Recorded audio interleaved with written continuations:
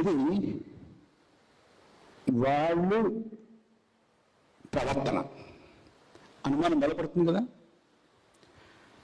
ఆ తర్వాత మళ్ళీ ఆలోచిస్తే ఏమైందంటే,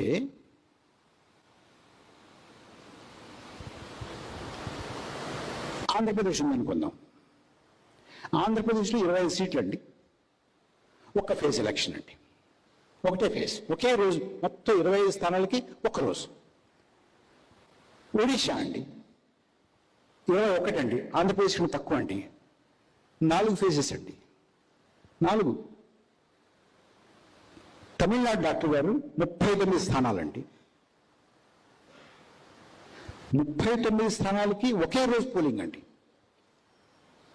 ఒక్కరోజు సింపుల్ తేల్చేశారు. బీహార్ 40 స్థానాలు, ఒకటే ఎక్కువ అండి,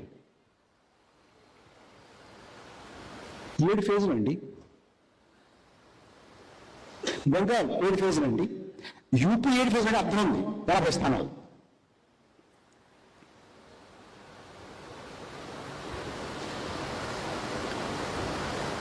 ఇక్కడ 1, అంతకన్నా తక్కువ ఉన్నది 4, అంతకన్నా 1 ఎక్కువ ఉంటే 7, అంతే ఇంచుమించుగా అంతే ఉంటే ఇంకో 7.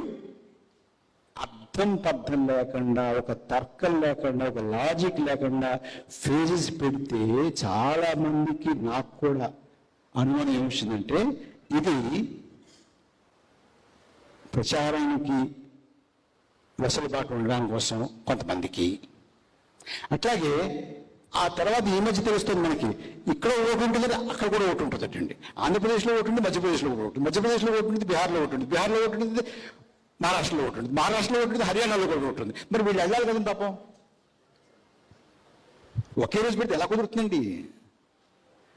అంచేత అలాంటి కారణాలు ఏమన్నా ఉన్నాయా అని అనుమానం అండి నాకు, అంతే. మరి అది ఎవరు చెప్పాలి మనకి?